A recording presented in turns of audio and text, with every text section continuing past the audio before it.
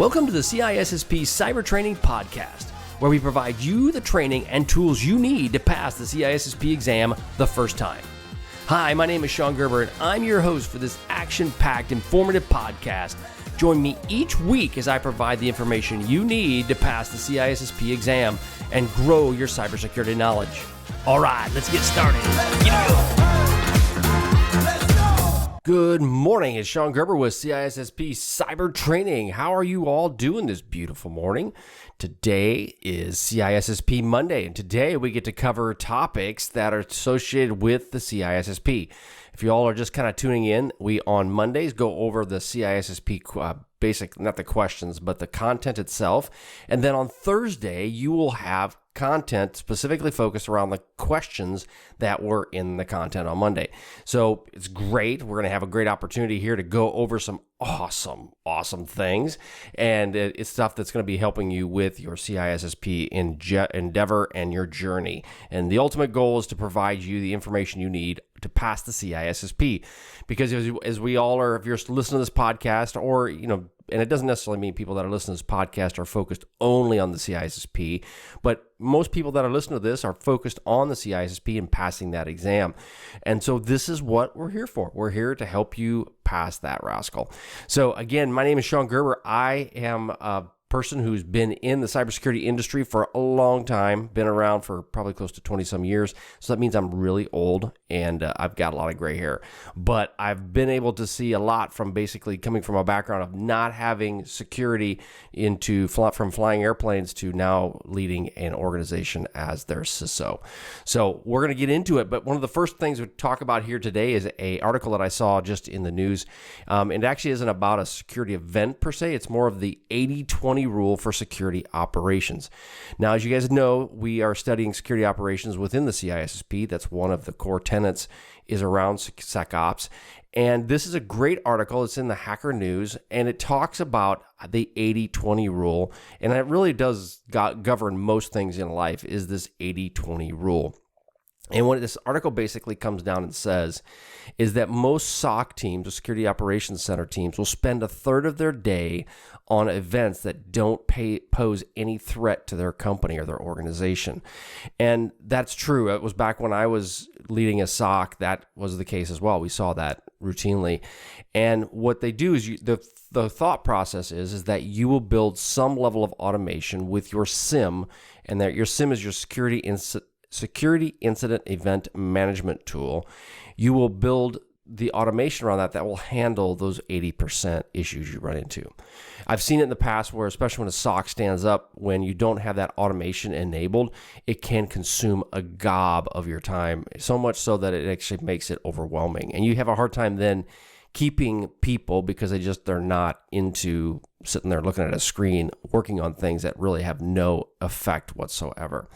So that's kind of a common interest there that I thought was kind of valuable. So you want, again, 80% you want to try to put into some level of automation.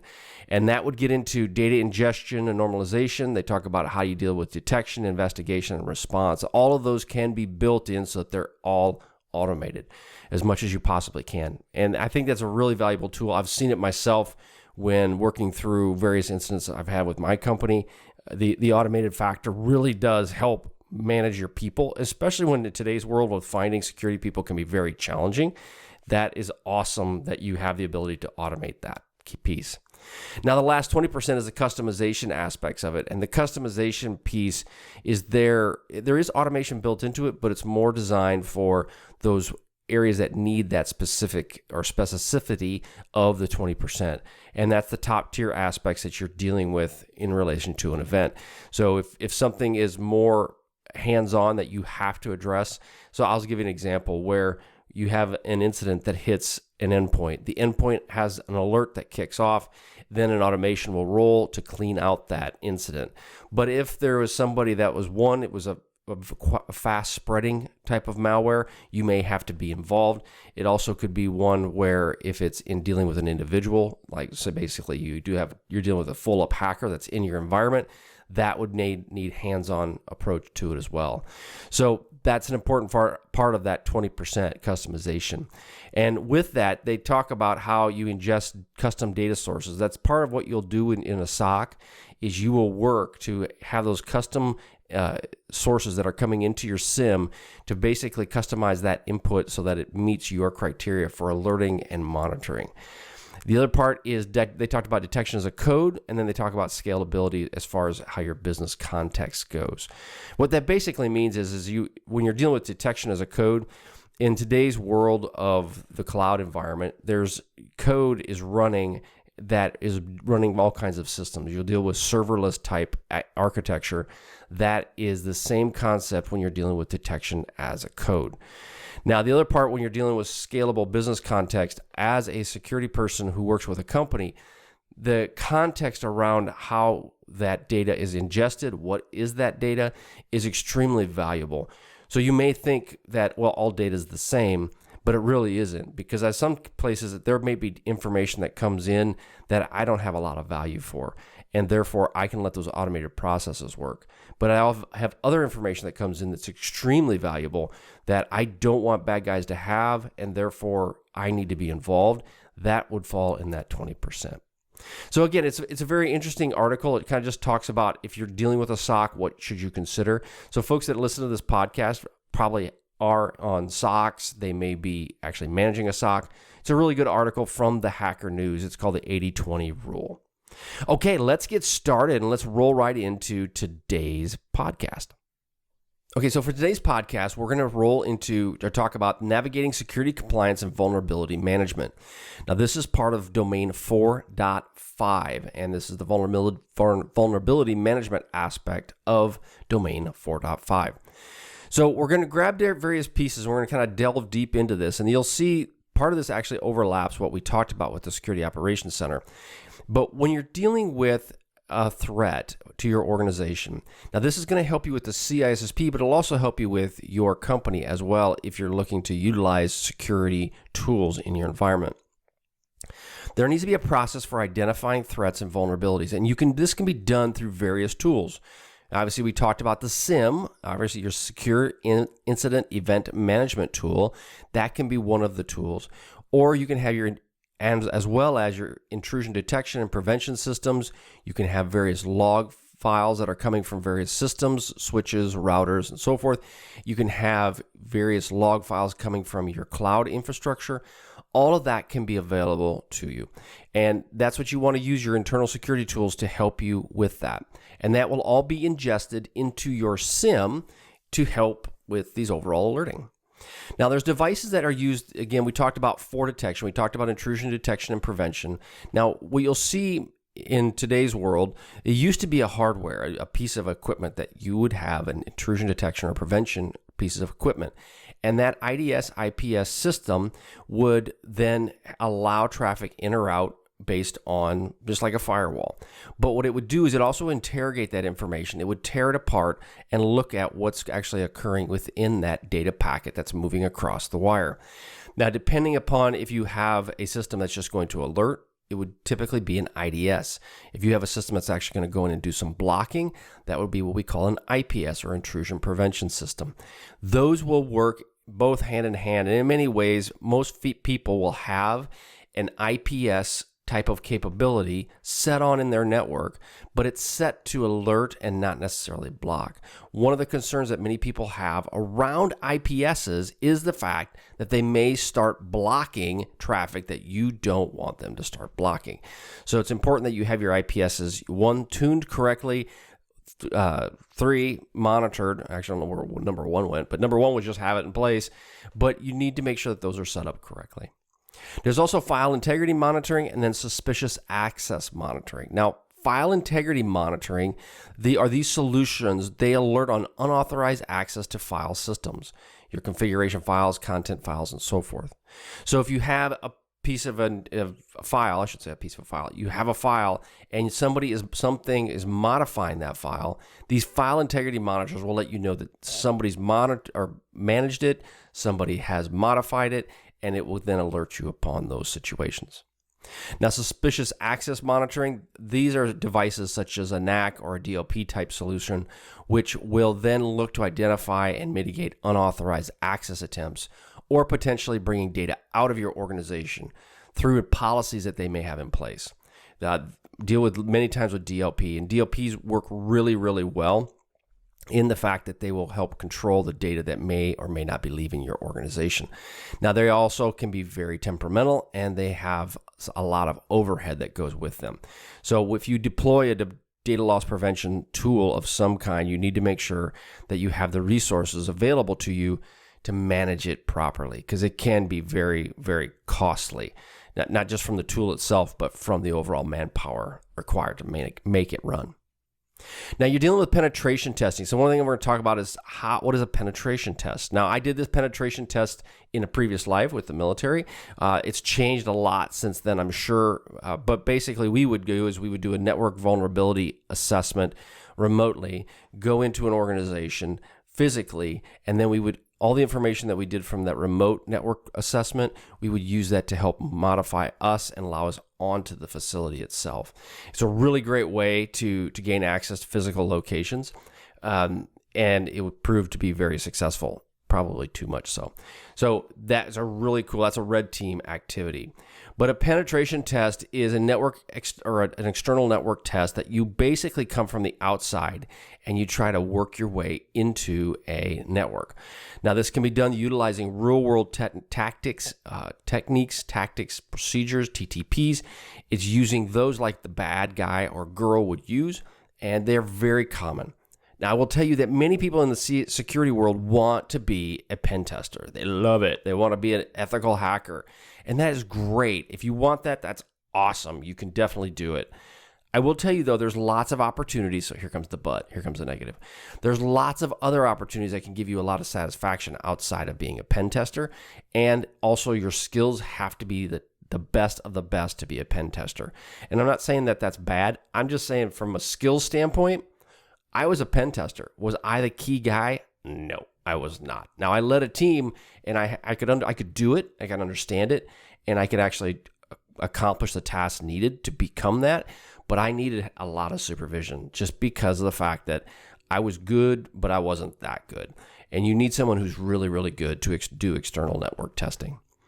You have your internal network testing. This is where you're done through staff can run security programs that will allow you to scan the environment. We used to do this as well. We would go into a facility and into a location, and we would do a network intrusion detection scan. Now, we did all of this while we were basically trying to hide as well. We didn't want them to know that we were there. And the reason being is that if I'm doing a scan of an internal network as an assessor, and they know that I'm scanning them, they're going to make changes to their environment. So we would go in kind of basically black ops, right? And we would just sit in a room and we would scan the environment. One, to see if we get caught. Two, to see what we would find. Now, you're dealing with penetration testing. You have pre-deployment testing, and then you have retesting after your engagement is over. So pre-deployment testing is basically before you deploy your new systems and applications, you will do a testing of that system in a controlled environment. Again, one is to ensure that you have no new vulnerabilities that you're introducing to their environment. But two, it's also to show that your system is actually monitoring correctly and it is working correctly. So the last thing you want is go in there and tell them they have all kinds of issues, and when in reality, it was your system that had all kinds of issues and they're much safer than they thought. You lose a lot of credibility doing something like that. Retesting after the end of it, once you get all this done, they go in and they make the fixes. You then will go retest it after they have remediated the problems. That works really well. It does also help provide some level of accountability to ensure that, hey, I'm coming back. So you may think I'm gone, but I'm coming back. And it's a really good way to help the organization that you're working with. Now, we deal with vulnerability scanning. That's, again, can be a lot like the pen testing. Think of it this way. The pen test is a very narrow, targeted approach. Like a hacker, they're looking for one or two ways in. A vulnerability scan is going to look for scanning all over. Where is this at? And you will then scan external networks, externally facing IPs and domains, and detect vulnerabilities that could be exploited by attackers. That's the purpose of it. And again, you're looking for software insecurities, you're looking for configuration errors, anything you can find externally scanning. Your internal scanning is a regular scanning that will occur. You should do this routinely within your organization to just find if there are any sort of vulnerabilities that may be in there. As an example, Qualys is a great tool that's used internal. It tells you if you've got vulnerabilities with your applications, with your servers. It's a really good tool to help with that. And you'd want to do that's done internally to your organization. Now, after you make the changes, you'll then obviously want to go back and scan again, and then just make sure that you've addressed the problems that you found. Then there's also wireless scanning. That's a really good tool for, especially in today's world where there are so many wireless access points that are being stood up. I have seen it time and time again where you will let individuals within your organization have some level of autonomy. Well, by doing so, what ends up happening is they typically have a problem to solve. I'll give you an example of a situation that occurred many years ago where we had an individual that was trying to gain access their break room, and they couldn't gain access to their the internet because they needed the internet for whatever reason. Well, they put a wireless access point in a location so that they could basically bridge between the network that was outside, right, be it their standard cellular network, to the break room. And they had a problem to solve. And so because they had a problem to solve, they found a way to solve it. Well, if you have that level of scanning, you can now determine, oh, look, there's an access point here that should not be here. And so it's a great way for you to do some level of scanning within your environment, because people are people and they will bring stuff in. In most cases, it's not malicious. It's just they have a problem to solve. Sometimes you will get into somebody who is malicious, and then that's a whole different conversation. The other part around vulnerability planning is your incident response plan. This helps you look for unauthorized devices that might be in your environment. When you're dealing with an incident, you don't want devices that are in your environment that are not allowed or not authorized. There's other external resources that you can use as well for your vulnerability scanning. This is threat intelligence services, vendor communications, and applicability. See, yeah, I know it's my third grade education is coming out. Applicability. There you go. Took me a second. It is a senior moment. Applicability assessments. That's it. We'll come to that. So threat intelligence services, you're going to have various companies that will provide you real-time threat intelligence feeds to help you give you advance warning if something might be going on. So there's tons of them out there. There's more that are coming all the time, and they will give you some sort of feed either from, they pick stuff off the dark web, they have some sort of intelligence within a or within an organization or a country. They will provide that information to you. They may have information based into big companies that have 0 days, like Microsoft, that find them. They'll then provide you that intelligence before it hits the street so that you can make changes. The other part is vendor communications. There's vendor security advisories patches that come out. You'll want to ensure that your organization is getting those. And so what I mean by that is that as your organization has various vulnerabilities, various applications, you want your SAPs, you want your Microsofts, you want all these companies to send you information on what are some of the vulnerabilities associated with your applications or your systems so that you can go and address those problems. And so therefore you need that information coming in from these various vendors. Applicability assessments, these are done again to ensure that your organization's posture is responsive to the current threats that are out there. And you should regularly assess your organization based on that. So, and this doesn't have to be a large all-company scan. This can be a very targeted scan internal to your network just to make sure that they're doing what you want them to be doing. Now, when you're dealing with scans and any sort of communications, you want to make sure that you have approval and that people are aware of what's going on. If you're doing any sort of scan or test within your environment, especially as it relates to automated tests, you want to ensure that your company is aware of it. At least the leadership is aware. Because what tends to happen is these scans can be disruptive to an organization. And if they're disruptive and it causes operational issues, that can be extremely problematic for you and your cause. The last thing you need is your CEO tapping you on the shoulder saying, hey, can you talk to me about this? Why is this happening? It's important for you to make sure that they're aware of it. You also, your IT operations communications, you want to make sure that people are aware of what you're trying to do within your IT organization, because they're usually the first ones to know if something is going sideways, and they're the first ones that let you know that there might be a problem. So they need to be aware of what you're trying to do from a security assessment standpoint. So now that you do these vulnerability assessments, one of the things you want to understand is, what do you do with the data? How do you handle the data? Well, when you have a vulnerability assessment, and this happens with even your tools that operate on a scanning autonomous basis, you want to have at least a monthly vulnerability management meetings. Now, I will tell you that I have meetings as it relates to our vulnerabilities more or less probably twice a month. And it's more or less a touch point to find out, how are they doing? Where are we at with them? But having vulnerability assessments done that are your scanning tools, and then looking at those results, seeing what they're finding, using those metrics for your company are extremely valuable and important. Now, this process can give you a long list of vulnerabilities. You're going to have to garner that, and you're going to have to narrow it down. I will tell you that the list can be exhaustively huge, especially if you're just implementing this within your organization, and it can be overwhelming. So just like anything else, they talk about this thing where you eat the elephant. I don't know of anybody who's ever eaten an elephant. That would be really bad. Actually, I wouldn't want to do that. But if you're going to eat this big monster elephant, how do you eat it? You eat it one bite at a time. And so that's the same concept here. Find out your highest risk systems and then start addressing those individually. You're going to have risk criteria that will be defined. Now, in many of these applications, I'll use Qualys as an example, but there's many of them out there. They will give you some sort of rating on how your company is doing, or how that application is doing. Is it an A? Is it a B? Is it a high risk? Is it a low risk? And then you can define and sort based on that criteria, and then delve deeper into it. They also give you the ability with these scanning tools to then go, you know what? Your scanner says it's a problem. Your scanner always says it's a problem. I go look at it and there's nothing wrong with it. You can then park that. You can go have it whitelist that specific server.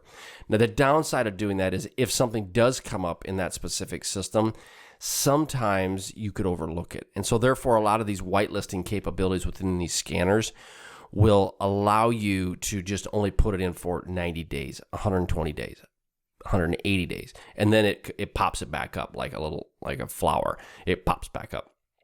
So the point is that I'm trying to make with that is, if you do whitelist a system, don't make it indefinitely. Put a time limit on it, put a criteria around it, so that it does come back up to you and you're able to address it in the future. Now, it'll also produce you a risk mitigation list, and this would be an updated list with actions, completion dates, and then the overall responsible owner, and you'll want to make sure that you have that defined and worked out. Now, as it relates to the frequency and how often do you do this, like I mentioned a little bit earlier, vulnerability scanning is usually done about once a month, and I feel that once a month is probably as soon as you want to do it. You could do it once every quarter. It just depends on the amount of manpower you have to deal with this situation. It also depends upon how far down this risk mitigation path you're at. If you're at the beginning, you probably want to scan it once a month. If you're been into this program for a long period of time and you've got a really good process in place and you're mitigating these risks as they come, you don't usually inject a lot of equipment into your environment on a real quick basis. It's usually a little bit over time. So you may even roll back to a scanning once a quarter once you feel that you have your systems in a good state. You know that they're being addressed. You find vulnerabilities. You then contact the people that deal with it. You then address the vulnerabilities. If you have auto patching involved, all of those aspects could lead you down the path of only scanning once a quarter. So you have to weigh that out in your company and what you really want to do. But the people that are involved in this typically are obviously your cybersecurity folks, your IT department heads, and others that are looking for these various security issues. The overall outcome of all of this is you want to address specific vulnerabilities and improve the overall security posture of your company.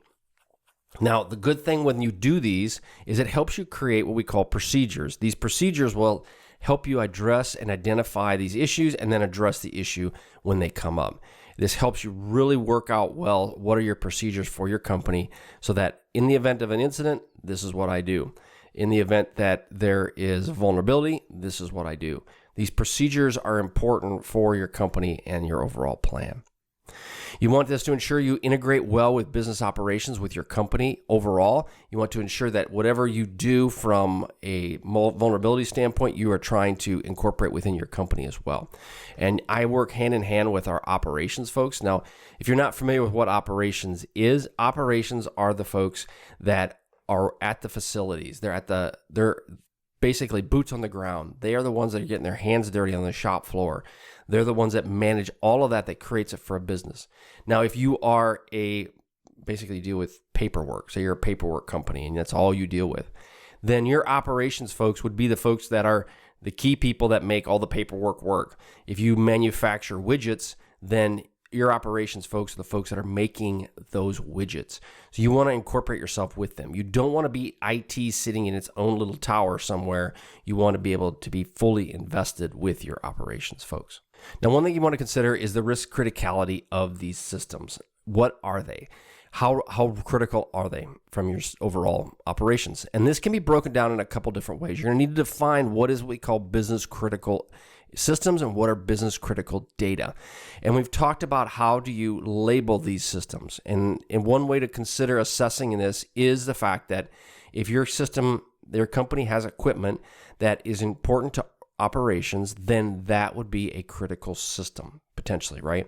I use 4 criteria for my critical systems. 1, does it have a significant financial impact on my company?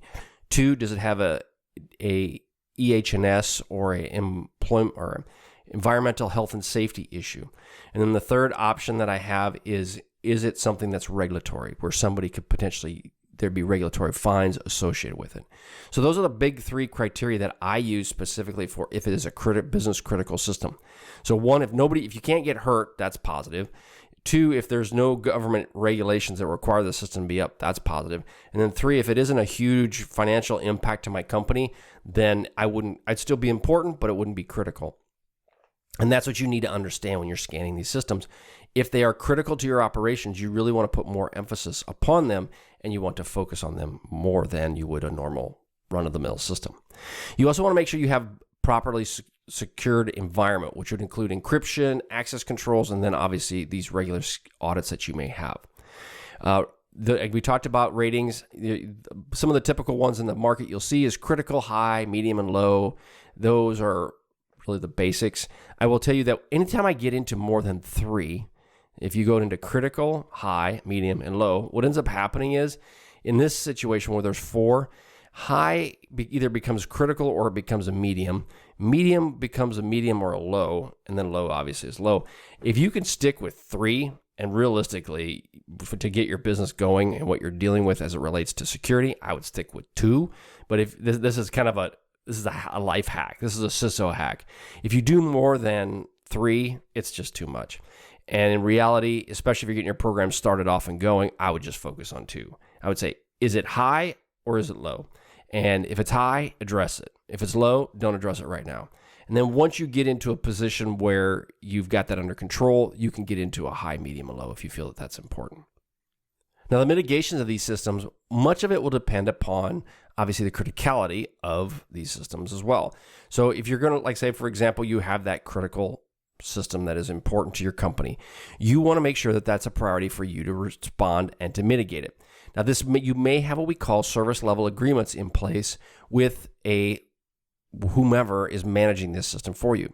So like if you're managing it, you won't need an SLA. But if you have a third party, a managed service provider that's managing it for you, you may want what we call a service level agreement. And a service level agreement sets clear expectations on what should occur. Well, this service level agreement that you have with this company may say you have to address these vulnerabilities within X days or within X months. And you must do it to a level that is sufficient to A, B, C, D. That is a service level agreement. Now, you also need to have this criteria defined for these systems that have confidential data or business critical data, because there's different protections may be involved, especially as you're relating to regulations on what you should do to protect this information. So if it contains confidential data, if the data that is critical to your company, you're going to want to make sure that that has a different protection level than somebody's individual PC that they're working on. And like we talk about everything else, you want to have layers of security, defense in depth, multiple layers to ensure that with this data that you have properly protected it. Now, you take a risk-based decisions on all of these, and I would say depending on the company you work with, the risk will change. So we've talked about this through CISSP Cyber. You have to take a risk-based approach when you're implementing security tools, because if you don't, you're going to break your company's back with the amount of money that you're going to need to secure everything. And at the end of it, you'll never be able to secure it all. So you have to take a risk-based assessment of what is the most important things you should be fixing and correcting now. And you need to analyze the likelihood and the potential impact for each of these to help you make good informed mitigation decisions. Of these strategies that you have, these would include active remediation, applying patches, monitoring for activities, and then you would then create a risk score based on how you feel the security of that system is and the vulnerability of that system is. Now, once you fix these systems, this is the next level. So you got a scan done, you've looked at, you started the monitoring, you've begun the scanning. Now you need to fix the issues, and this can be done in various ways. You want to look at, one is, how do you verify? This is the pre-deployment. Before you actually push out a patch, you want to verify that this patch is going to be not going to cause an issue with these crucial systems. I've seen this time and again where you may have a patch, you push out this patch to a bunch of systems, and it starts breaking a bunch of computers. Now, I will tell you, this doesn't really happen as much in today's computer systems that are auto patched. They usually, before that patch is pushed out, it's pretty solid before it goes out and hits the streets. So those I feel relatively confident in doing, that it isn't a much of a problem. Servers, on the other hand, you may want to have a little bit better look at what's actually being pushed to these servers, because they tend to be a little bit more flaky when it comes to vulnerabilities. And what I mean by that is this: the server itself will patch just fine, but the applications, typically servers, have lots of applications on them. And when you push out a patch, these applications do not always act or respond well to these updates, and they can break a lot of things. So it's important that when you're doing servers especially, you do some level of pre-deployment verification that you've tested these patches. It is really important. And then when you do replicate this into your live production environment, it's best to do it in waves, in phases, because if you're going to have something break, it'll break it usually right away. You'll notice that there's a problem. So it's easier to break on a small subset of systems than on a very large subset of systems. You real quickly, you can be having your CEO tapping you on the shoulder saying, "What did you do to my business?" And you don't want that. Believe me, been there, done that, got the t-shirt, not fun. Now, when you do these things, you want to make sure that you track your changes that are occurring, and you want to have documentation around all of this. A lot of it comes down to documentation. And I say that, and I'm pointing a finger at this screen right now saying, you must do documentation. And I see 3 fingers pointing right back at me saying, you don't do enough documentation. It's one of the hardest things to do. And the reason is because you are going 90 miles an hour with your hair on fire most days. And then coming back around to do the documentation is a challenge. So one of the challenges I have to myself is I have to do a better job of that. And I will challenge you all, if you can do that and you have the teams to help you with that, it's extremely valuable once you do it. Now, the key with documentation is once you build it, don't just put it in a SharePoint site somewhere and forget about it. You want to make sure that you come back and revisit this documentation over and over again.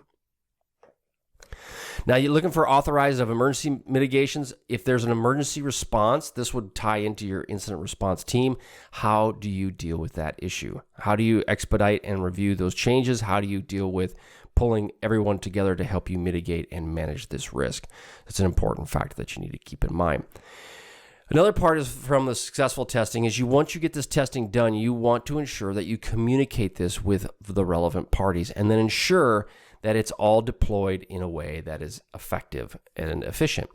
Because the last thing you need is to deploy this stuff out, and now it all causes all kinds of issues within your organization, and no one knows it's coming. All they know is that things broke. You'll see this with a lot within organizations is they will have a deployment strategy that occurs. the patch Tuesday of every month. That's when the updates will happen. They already have that plan. They've already communicated it. People know it's coming. And then if things start breaking, they know they're able to go ahead and recall or roll back those changes. And that's kind of rolls into the next part where you want to have a deployment process that will push these patches out to these individual systems in an automated, customizable format. But you also want to have the ability that in the event something goes sideways, you have a contingency that you then roll back that capability. So it's important that you have the ability to once you apply it, you can unapply it, because I guarantee you that you will have to do that at some point in time. The last thing we're going to be dealing with as it relates to vulnerabilities and the overall plans is around monitoring. And what does that mean? We've kind of touched on it during this whole podcast, but your post-fix measures. So once you've done this and you deployed your patches, you've monitored your patches, you've communicated with everybody, life is good, you're going to come back around after your 1 month and you're going to do it all over again. Again, you're in the hospital that you never ever leave. So you rescan, you'll go back out and you'll rescan this entire environment. It may not be the entire environment, it might be pieces depending on the size of your company. And then you will go back through and what can you do to fix these upcoming patches that you have now? And you'll make adjustments based on the outcomes of these tests. So again, you scan, you fix, you scan, you fix, you scan, you accept. You may accept the risk that this system has. Because you know what? It's a 1970s system. There is no way I'm going to fix it. And I am just going to accept that risk. You have to decide. Then if you accept that risk, you have to also decide, what am I going to do to help mitigate some of that risk to my company? I'll give you an example. You have a 1980 whatever that runs a punch press on a conveyor belt, and it's punching holes in metal. And this thing is Windows XP, and that's how it runs. So it's early 90s kind of thing.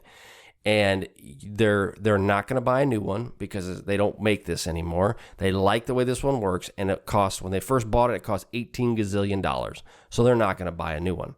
You then have to decide, okay, well, one, I can't really scan it because it's already a mess. Two is, what am I going to do? Because I don't like this thing sitting on our business network that could be vulnerable to everything else. So then you will have to work to implement other mitigations to help manage that risk. Maybe put it behind a firewall. Maybe put it on its own system, take it off the network. All of those aspects you're going to have to consider. And then you have to decide, if I have to pull it off the network, how do I get access to it? Do you have to have someone log into a console on it to make changes to it? So all of that has to be thought about. And this is important because your security team is going to need to manage all of those activities and understand the risks behind them. Your job as a CISO, your job as a security architect is to basically manage risk for your company. And therefore, you are going to be the person they're going to come to saying, is this risky? Yes. Is it to the point where I've got to do something with it? Maybe, maybe not. Let's talk about it. And then you can give them recommendations on which way to go. The other part when you're dealing with your security team is they need to have those procedures like we talked about before. How do you escalate if there's a risk that is sufficient and I can't think of the word. Large. Yeah, that. Substantial. You want to have how do you bring your senior leaders in? How do you have the procedure for basically establishing it and bringing it up to their attention? All of those pieces need to be brought into this overall plan. Now, when you're dealing with the types of access for confidential information, again, you want to make sure that you have some sort of reconnaissance capability that is scanning these externally facing systems, looking for vulnerabilities. They're looking for various ways through FTP, HTTP, SMTP, and then obviously your email, your POP servers. You want to ensure that all of that is being scanned. Now, you may have third parties do that for you. You may do that internally. That's really up to you and maybe your regulatory requirements that your company may have. There might be situations where you have to have third parties that do this for you and you're not allowed to do it. So you just got to kind of work through all of that. Okay, so real quick, I've only just got a few minutes and I know it's been a long podcast, but I want to talk to you real quick about some of the regulations that may require this scanning. And I'm just going to burn through these real quick that you may have to deal with as it relates to understanding overall vulnerability scanning. So the Payment Card Industry Data Security Standard, PCI DSS, that will require some level of testing that requires quarterly internal and external vulnerability scans. So you're going to have to deal with that. HIPAA does as well. Also, FISMA, the Federal Information Security Management Act, there will be periodic risk assessments that you have to occur, and you will have to have some sort of scanning that is done for FISMA. Graham-Leach-Bliley, this is GLBA. This is a federal law that mandates the protection of consumers' financial information, and you will have to ensure that you do security scans to ensure that there is enough security on your systems to protect that information. Obviously, European GDPR, General Data Protection Regulation, does require you to regularly test and assess. ISO 27001 isn't really a law, but it's more of a framework, but it does require that. So if you work with a third party that requires the ISO 27001 certification, you will have to do review assessments and so forth on a routine basis. Same thing with NIST cybersecurity framework. If you're required to do that, there's in that framework, it talks about the various scans that you may have to do. Sarbanes-Oxley, this is a U.S. federal law that's around the accuracy and reliability of corporate disclosures. That doesn't explicitly come out that you have to have a cybersecurity program, but it does say that you have to have proper controls over your financial reporting. So there's a lot of different areas in this space that do require this as well. And then the last one is the NIST. This is the Network Information Systems Directive. This is out of the EU, and it doesn't require you to do scanning, but it does require you to take security measures for severe or serious incidents. So bottom line is the scans are going to be one thing you should do as a due diligence, even if there isn't a regulation that requires you to do it per se.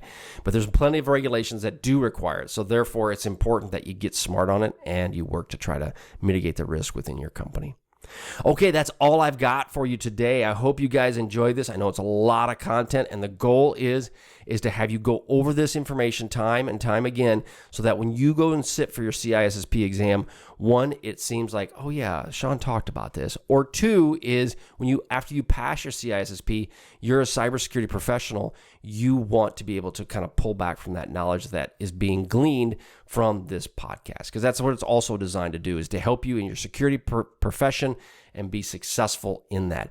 If you're interested in what we've got, go to CISSP Cyber Training. Some great content, free content out there that's for you, as well as some paid content. Again, trying to make money on this just like anything else, but there's a lot of great free stuff if you want it. If you want help with your cybersecurity career, there's options that are going to be coming out here very soon that you'll be available for you, and that'll be happening just before Black Friday. I've got some great things that are going to be for that as well. So great options for you in your cybersecurity career and as well to pass the CISSP exam. All right, have a wonderful day, and we'll catch you on the flip side. See ya.